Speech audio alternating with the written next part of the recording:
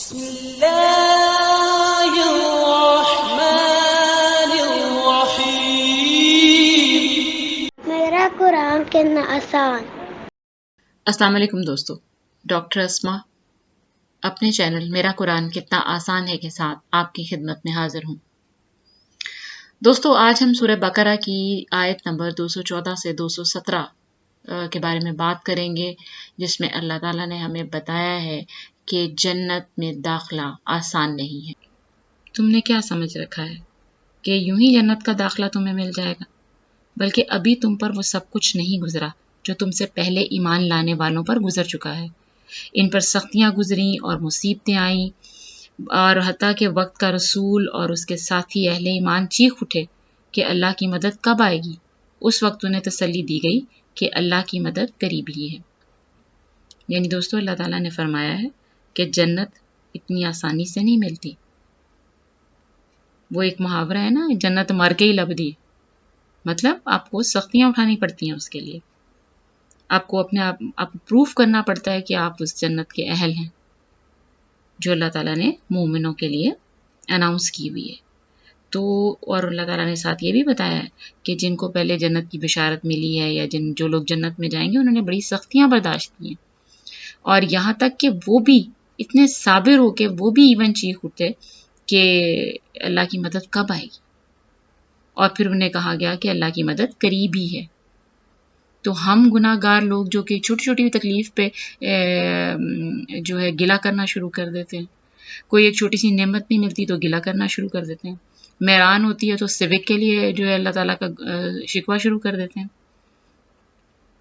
چھوٹا گھر ہوتا ہے اپنا تو 2 کنال کے گھر کے لیے شکوہ کرنا شروع کر دیتے ہیں،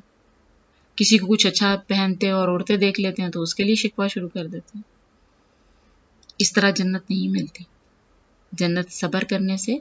اور سختیاں برداشت کرنے سے اللہ کے لیے، اور اس ایمان کے ساتھ کہ یہ جو سب کچھ ہم برداشت کر رہے ہیں اس کا صلہ ہمیں اللہ تعالیٰ ضرور جنت کے صلے میں یا جنت دے کر کریں گے۔ تو لہٰذا زندگی میں صبر کرنا سیکھیں۔ قرآن سورہ بقرہ میں بھی اللہ تعالیٰ نے بار بار فرمایا ہے کہ اللہ سے صبر سے مدد مانگو، نماز اور صبر سے مدد مانگو۔ لیکن آپ دیکھیے ہمارے معاشرے میں صبر بالکل ختم ہو گیا۔ ہر انسان یہ کہتا ہے میں کیوں کروں، میں کیوں صبر کروں، اور صبر کو وہ اپنی حد تک اور اپنی ہار سمجھتا ہے، حالانکہ صبر میں جیت ہے، اور یہی ہمارا قرآن ہمیں کہتا ہے۔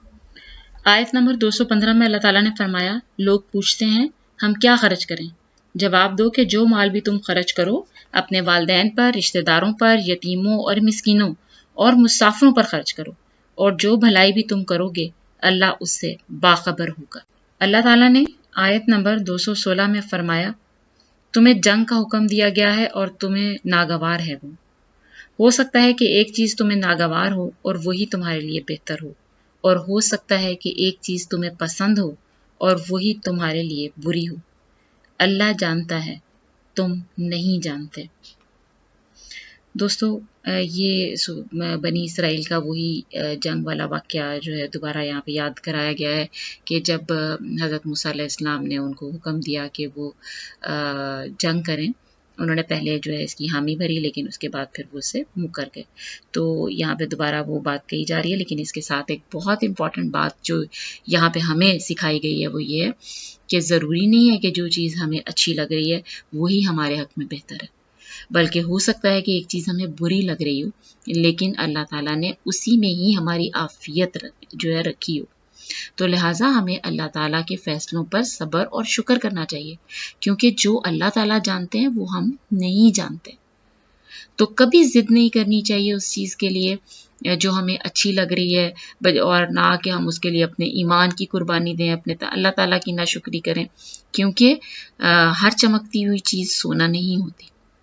اور اگر آپ کو آگ چمکتی ہوئی اور خوبصورت لگ رہی ہے تو اس کو آپ کے ہاتھ میں نہیں پکڑایا جا سکتا۔ تو اللہ تعالیٰ پر مکمل بھروسہ کرنا چاہیے، اور اس بات پر صبر اور شکر کرنا چاہیے کہ اس نے آپ کے لیے جو چیز پسند کی ہے،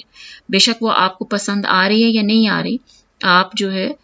اس پر صبر کریں، شکر کریں، ڈیفینیٹلی اسی میں ہی اللہ تعالیٰ نے آپ کے لیے عافیت رکھی ہوگی۔ آیت نمبر 217 میں سورہ بقرہ میں ایک اور بات کی طرف اشارہ ہے۔ لوگ پوچھتے ہیں ماہ حرام میں لڑنا کیسا ہے؟ کہو اس میں لڑنا بہت برا ہے، مگر راہ خدا سے لوگوں کو روکنا اور اللہ سے کفر کرنا اور مسجد حرام کا راستہ خدا پرستوں پر بند کرنا اور حرم کے رہنے والوں کو وہاں سے نکالنا اللہ کے نزدیک اس سے بھی زیادہ برا ہے اور فتنہ خون ریزی سے شدید تر ہے۔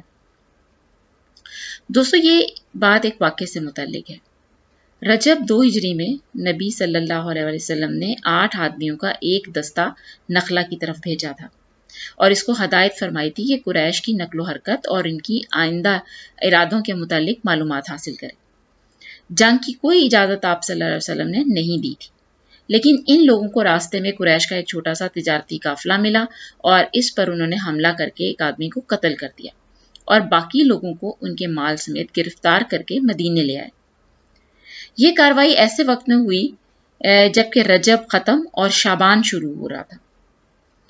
اور یہ امر مشتبہ تھا کہ آیا حملہ رجب میں ہوا یا نہیں، لیکن قریش نے اور ان سے در پردہ ملے ہوئے یہودیوں اور منافقین مدینہ نے مسلمانوں کے خلاف پروپیگنڈا کرنے کے لیے اس واقعے کو خوب شہرت دی اور سخت اعتراضات شروع کر دیے کہ یہ لوگ چلے ہیں بڑے اللہ والے بن کر، اور حال یہ ہے کہ ماہ حرام تک میں خون ریزی سے نہیں چوکتے۔ ماہ حرام دوستو عزت والے مہینے ہیں اور ان میں قتل و غارت اور لڑائی سے منع کیا گیا، لیکن مسلمانوں کے ایک گروہ سے یہ غلطی ہو گئی کہ انہوں نے قریش کے ایک آدمی کو اس میں قتل کر دیا، جس پر جو کافر تھے انہوں نے بہت زیادہ شور مچانا شروع کر دیا۔ حالانکہ حضور پاک صلی اللہ علیہ وسلم نے اس واقعے کو پسند نہیں کیا اور ان لوگوں سے کہا کہ تم لوگوں کو منع کیا گیا تھا کہ تم نے کوئی قتل نہیں کرنا، لیکن کافروں کا جواب حضور پاک صلی اللہ علیہ وسلم نے جو ہے قرآن کے بتائے ہوئے طریقے سے دیا، جیسے کہ قرآن میں کہا کہ اس سے بھی برا ہے، یعنی ماہ حرام میں اگر انہوں نے کوئی قتل کر دیا تو اس سے زیادہ بری یہ بات ہے کہ تم جو ہے لوگوں کو راہ خدا سے روکتے ہو اور مسجد حرام کا راستہ ان پر بند کر دیتے ہو اور ان کو حرم سے نکل جانے کے لیے کہتے ہو۔ تو یہ زیادہ باتیں بری ہیں بجائے اس کے کہ جو ماہ حرام ہیں ان میں قتل کر دیا جائے۔ تو اس دعا کے ساتھ کہ اللہ تعالی ہمیں شوق سے قرآن پاک پڑھنے کی توفیق عطا فرمائے، آپ سے اجازت چاہتی ہوں۔ اللہ حافظ۔